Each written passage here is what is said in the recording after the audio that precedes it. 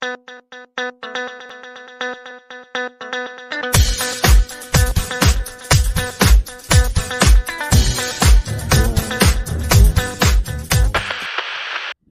up, Rizalians? I'm Edward Deras, also known as Yuara Pares. I'm James Y. Cordial, also known as Malupit Lang. My name is Jason Kurt Carillo, also known as Posuka. And my name is Mark Barangkol, also known as Kamote Chips. Welcome to our second episode of Rizalian Podcast. Sikat na sikat ngayon yung mga estudyante nagka-side hustle. Oo nga tol, sikat na sikat. Nakikita ko yun sa online pag lumalabas sa FYP ko, pag nag-i-scroll ako sa Facebook, TikTok, gano'n. Sa TikTok marami nun. Ginagamit pa nila yung talent nila para kumita. Oo. Dahil doon, napapagaan nila yung trabaho ng magulang nila, di ba? Kagaya ng pag-aaral nila, nakakapag-produce na sila ng sarili nilang pera sa pag-aaral nila. Kunyari may project, gano'n. Nakakabawas na sa gastos ng magulang yun. Parang, kumbaga, nakakapagtipid na sila doon. Pangkain na nila yun. Saka isa pa sa maganda, talent mo yung ginagamit, skills mo. Masaya ka sa ginagawa mo, tapos kumikita ka pa, di ba? Ibig sabihin, mababawasan yung gastos ng magulang mo para sa'yo. So, maganda talagang gamitin yung talent mo para kumita ng pera. Sa tingin nyo, ano yung idea nyo about sa side hustle? Mas maganda nga makapag-side hustle ka, ganun. Para, yun nga, para makatulong ka sa pamilya mo, gastos ng sarili mo, ganun. Ikaw sa akin, parang ikaw gagastos sa sarili mo, hindi ka nahihingi sa magulang mo. Pakihirapan mo ni pera mo para di ka makakaabala sa nanay mo. Bawas trabaho na rin sa magulang. No? Hindi ka na masyadong Para sa hingin mo lang sa pamilya mo, yung parang suporta na lang nila sa pag-aaral mo, ganun. Kung sa mga, yun nga, side hustle mo na yun, supportahan mo lang doon para makaproduce ka ng sarili mong pera. Makakatulong ka pa sa kanila, ganun. Makakapag-abot-abot ka ng konti, ganun. Kaya malaki talaga yung itutulong na side hustle, lalo na sa mga estudyante. Estudyante kagaya natin. Tayo, pwede rin tayong gumawa ng side hustle natin. Kung gagawa ka naman, ano naman yun? Sa akin yung pagkanta ko, syempre. Sa'yo ba? Sa akin siguro yung pagsasayaw. Alam mo yun, gagawa ka ng tutorial, di ba? Pwede. Tutorial. Diba? Ipopost mo, ano? Oo. Saka sa pag-post na yun, pwede ka rin kumita. Oo. Sa akin naman, yung pagdodrawing ko. Pwede kasi magpa-drawing sa akin, tapos babayaran na lang ako. Sa bagay, pwede rin yun. Malaki din kita. Ikaw. Mahal din ka drawing. Ayun sa akin, siguro parang mas gusto ko mag-tutor na lang. Parang sa pag-aaral ko, yung natututunan ko sa school, ituturo ko pa. Ganon. Parang magkaroon din sila ng kaalaman, then kumikita ako, di ba? Parang yung, kunyari, makakatulong ko sa mga batang kalye na walang anong mag-aral, ganun. Saka pwede rin yun, bilang din sa mga ganun yun, sa mga slow learners, ganon. Pwede ko silang turuan. Ganon. Yung may mga side na bata doon, pwede. Pwede. Pagbabantay pa sa Diba? Mahirap pagsabay yung pag-aaral mo at pag-side hustle. Mahirap. Ngayon, paano mo mapapanatili ang iyong academic achiever kung nagtatrabaho ka o nag-side hustle? Ikaw, Diyos. Ang akin, may time management ang ginagawa dyan. Yung may oras ako sa pag-aaral, tapos may oras din ako sa pagtatrabaho. Kunyari, pag uwi ko, doon ako papasok sa trabaho. Ikaw? Kaya nga sabi niya, time management, di ba? Maganda yun. Dapat, kung papasok ko sa side hustle niyo, dapat mayroon kang nakalaan na oras para gawin yun. Kasi alam naman natin na bilang student, mayroon tayong mga gawain na dapat unahin. Sa akin naman, dapat balanse lang, di ba? Balanse. Kapag oras ng aral. Tapos kapag may free time naman, pwede na doon ilagay yung pag-side hustle natin. Ngari, sa gabi, tapos na natin yung mga assignment, project, ganun, pwede na tayo mag-side hustle doon. Ikaw? Ako, di ba, sa akin, sabi ko, side hustle ko pagkanta, di ba? Minsan lang naman, may event sa park, ganun, or fiesta. Yun, pagkasabay ko naman yung, achiever ko, tapos yung side hustle ko, yun, kumikita rin ako. Laking benefits talaga ng side hustle Oo. Kumikita ka talaga nakaka-earn ka ng money talaga. Alam niyo, may kakilala ko. Ang ganito siya, habang siya nag-aaral, nagtitinda siya ng mga tinatinapay. Pero, nung tinanong ko siya kung paano niya nagagawa yun, sabi niya sa akin, nagluluto daw sa pagka-gabi, ganun gabi. Kasi free time niya yun, gabi. Nagluluto siya, then kinaumagahan, parang itutuloy na lang niya, tapos ilalagay niya sa mga lalagyan, ganun, para ready na lang, ititinda na lang niya, ganun. Sa pamamagitan nun, nakaka-earn siya talaga ng money. Nakaka-ipon siya, ganun. Kaya, Ang alam ko sa kanya, college na siya ngayon eh. Pero tinutuloy pa rin niya yung ginagawa niya. Nagtitinda pa rin siya. Malaki siguro kita rin hanggang ngayon. Ako naman, may ano nga ako na bibilib ako sa artista yun.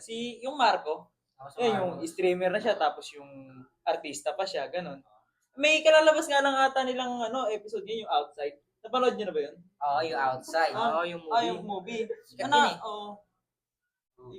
Sa akin naman si kilala niyo yan si Gigi, yung i-stream, sa ML. Yung ML player. Oo, siya, habang nag-aaral siya, tapos kapag free time, gano'n, i-stream siya, di ba? Oo. Yung sa ML na yun, dahil dun sa, pag-i-stream niya, kumikita siya doon. Madami siyang follower eh. Oo. Direct sa kanyang nanonood, nagbibigay ng stars. Ganun. Tapos nag-aaral pa siya. No? Yung kakilala ko naman, kabarangay ko lang.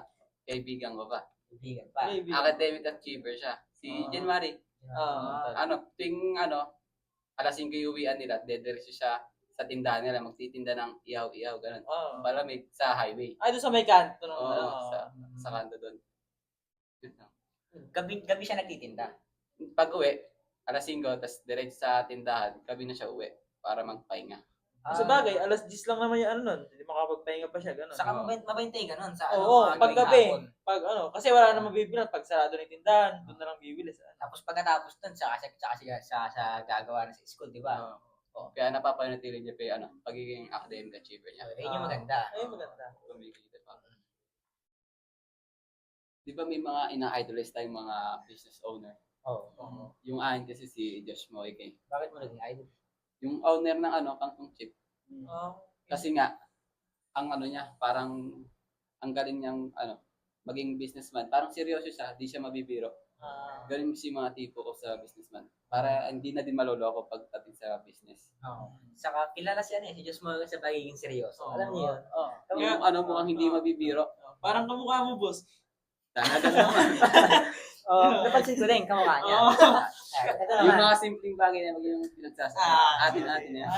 Yung sa akin naman, yung idol ko, siya, mahilig siya sa mga antique na item. Binibili niya talaga basta't may value, ganun.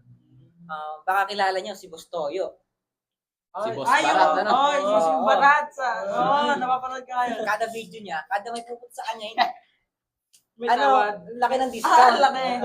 Sa Laki. estimate ng nagbebenta, tatawaran niya higit kalahati. Kalahati, Saka lagi may bubulo sa kanya, yung masamang bulong.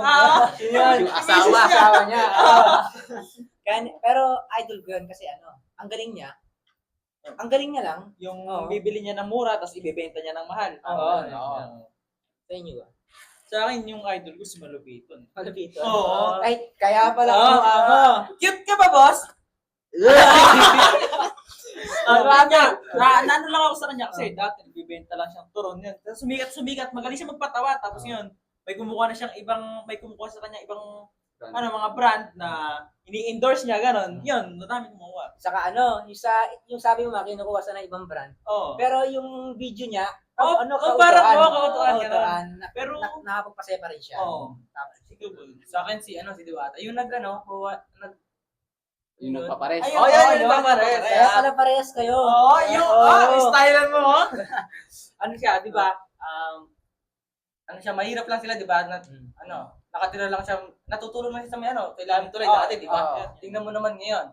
Papares na ngayon, tumatakbo na nga. Tumatakbo na. Partilis ng Saka dati yung nakita mo yung lang niya, yung pwesto niya. Oo, Puno-puno talaga ng tao. Dinadayo talaga siya. Saka yung ibang YouTuber, may napanood ako, nagtayo ng tent para lang doon matulog para makabili. Yun yung nakakatawa. Sobrang daming pila, no? Ano sa tingin niyo yung positive and negative effect ng pag-side hustle habang nag-aaral? Ikaw, Dos.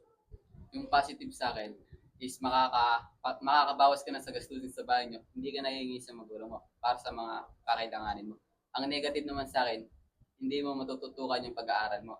Pag nasa school ka, yung trabaho mo iniisip mo. Ganun. Yun yung negative sa akin. Ikaw. Yung sa tingin ko, yung positive kasi sa akin yan. Isa na yung makaka-earn ka ng money, di ba? Siyempre, pag naka-earn ka ng money, hindi ka na puprolibahin ng magulang mo eh. Susuportahan na lang nila yung pagka-side hustle mo kasi kaya mo na yung sarili mo. Kasi alam na nilang kumikita ka na ng pera, di ba? Ang negative side naman sa akin, sa tingin ko yung after school, di ba dapat pahinga mo na yon. Pero aatupagin mo pa rin yung rest day, I mean yung aatupagin mo pa yung side hustle mo. Ay lang yung negative sa akin. Ako naman, yung positive ko, nakapag-provide ka ng sarili mo pera, yun, sa gastos mo sa paaralan, yun, sa pang-araw-araw mo rin, sa baon, gano'n, tapos nakakatulong makapagbigay ka sa pamilya mo, kahit ano. Yung negative, ko naman, sa akin, yung hindi mo na makapokus sa pag-aaral mo, gano'n. Yung parang inaantok ka na, hindi ka makasabay sa lesson sa pag nag-aaral ka yun. Tapos uuwi ka na naman ng hapon, punta ka na naman sa trabaho mo. Tapos yun, ikot-ikot lang. Araw-araw. Sa akin naman, positive ko yung natutustusan mo yung pag-aaral mo, yung yung project mo na, ikaw na nakapagbayad, di ba? Tapos yung negative ko naman, nasabi niyo na, di ba, yung napapabayaan yung sarili mo. Tapos, Hindi makasabay sa sa lesson, gano'n. Oo, yung Ayun, yung talas ba, sasakit yung ulo mo dun, di ba? Oo, kasi puyat, gano'n, sa yeah, gabi. di ba? Doon ka pa magkakaroon ng sakit. Oo. Sobrang pagod. Pansin nyo yung side hustle, hindi lang sa puro positive. May negative side din siya. Gaya ng mga sabi nyo. Di ba? Yung ibig na pahinga nyo na. Aatupagin nyo pa yun. Tapos yung yun din, di mo Tututukan yung pag-aaral. hindi mo matututukan ng pansin ng di mo matututukan ng pansin yung pag-aaral, di ba? Di ba karamihan sa mga estudyante ngayon yung mga entrepreneur? Di ba? Nag-entrep din tayo before, di ba? Oo, ngayon. Yung nag-entrep kami nun. And yung product namin yun, yung banana cheese ball.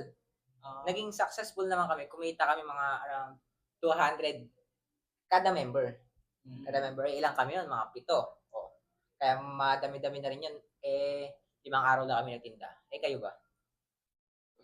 Ako, nung grade 9 pa lang, di ba, entrep nung grade 9 kami. Grade 9. Ayun, lugi. Lugi kami. Pero ngayong grade 10, okay naman. Okay. Mga gano'ng karami kinita niyo naman? Anong ngayon? Siguro tag 150 kami. 150. Malaki na din. Malaki na. Maganda na rin.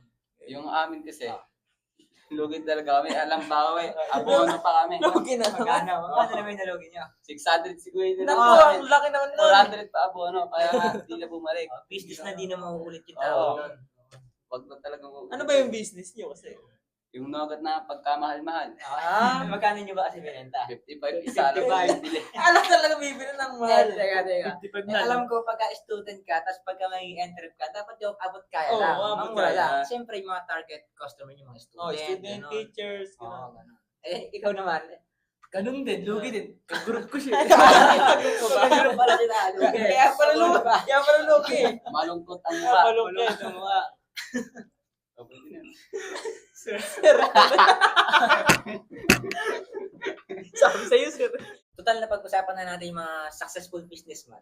Sagutin naman natin yung sikat na katanungan na diploma o diskarte.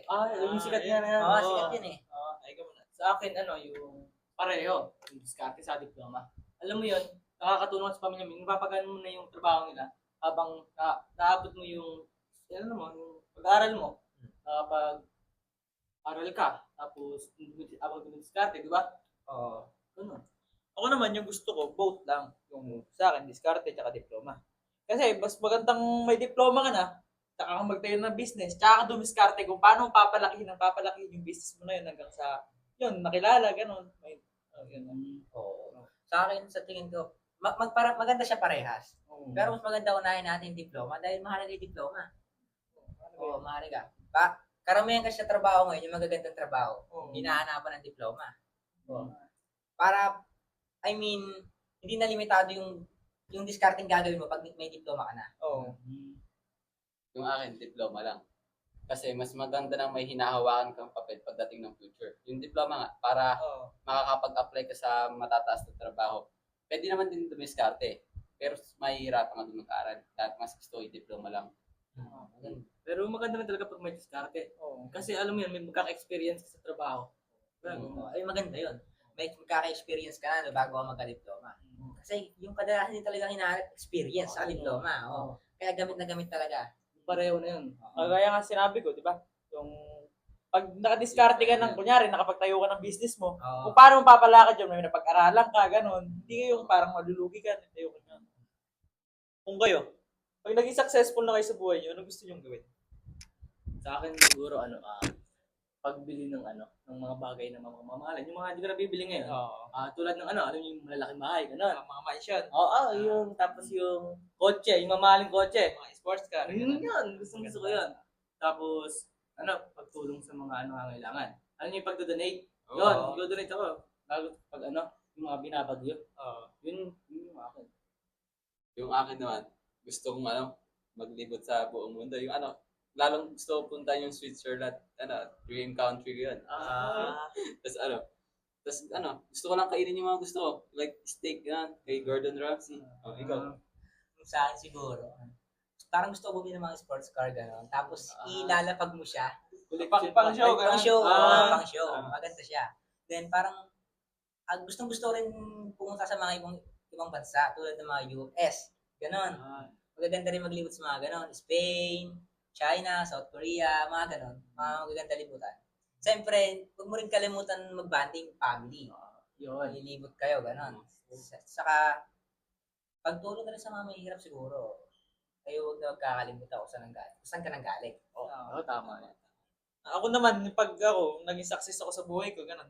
Gusto ko yung, mabibili ko lahat ng gusto ko, yung mga pangarap kong mga sakyan, bahay, ganun, gaya mansion. Gusto ko rin magpatayo ng sarili kong resort, ganun, para pag soon na magkapamilya ako, ganun, yun, doon na sila, hindi na sila lalayo, gagabas pa ng ganun. Oo.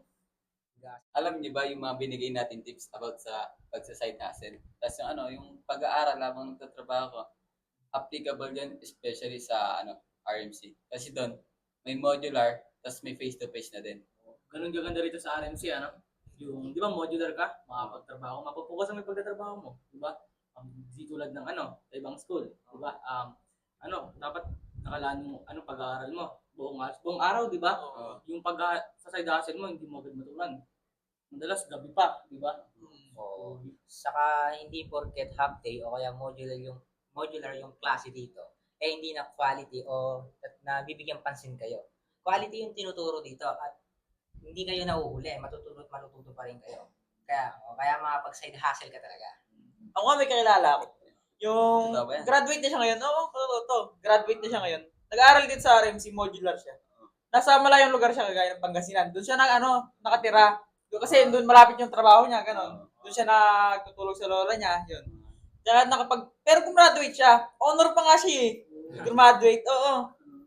Hindi ata kayo naniniwala sa kwento ko. Parang Oo, ito, totoo. eh. Totoo. May idea ba kayo? Ala na. Siguro yung napag-usapan natin sana makatulong yung napag-usapan natin. Oo. So, dito natin tapusin. Oo, dito na natin tapusin. Sige, tol, tapusin mo na, tol. Tapusin na natin. Oo, tol. Sige. Tapusin natin. And that's how it goes, the second episode of Rizalian Podcast. Bye-bye! Bye-bye! Good sleep! Totoo. Nice sleep!